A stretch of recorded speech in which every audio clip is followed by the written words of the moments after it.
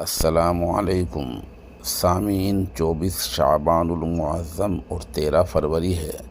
خبر کا عنوان ہے مکہ مکرمہ کی ایک اہم خبر۔ گزشتہ روز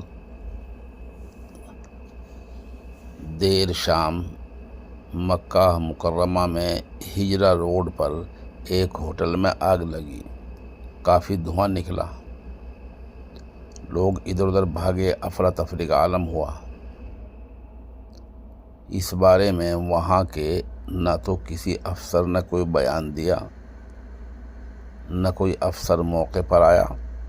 البتہ جو کام کرنے کا تھا وہ چند منٹوں میں کر دیا گیا۔ مثال کے طور پر آگ لگنے کے چند منٹوں کے اندر ہی فائر بریگیڈ کی 2-3 گاڑیاں پہنچ گئی، ایمبولینس پہنچ گئی، ایک اور ایمبولینس پہنچ گئی، ایک اور ایمبولینس پہنچ گئی، اور سادی وردی میں سرکاری اہلکار بھی پہنچ گئے، نگر پالکا کے لوگ بھی پہنچ گئے۔ دھواں اس قدر تھا کہ یہ نامہ نگار اور میرے ساتھ صحافی محمد سالم انصاری بمشکل وہاں سے بھاگ کر گزرے۔ کچھ لوگوں نے ویڈیو بنانی چاہی، لیکن خطرہ تھا کہیں کوئی شرطا نہ آ جائے یا کوئی ضعیف پھنس جائے، اسے لوگ بھاگتے رہے، افراتفری کا عالم رہا۔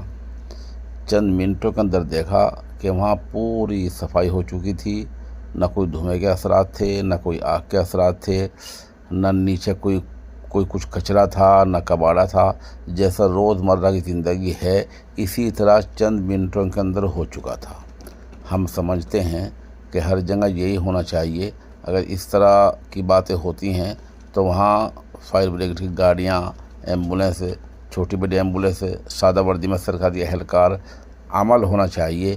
میڈیا میں آئے یا نہ آئے، اس سے کوئی سروکار نہیں ہونا چاہیے۔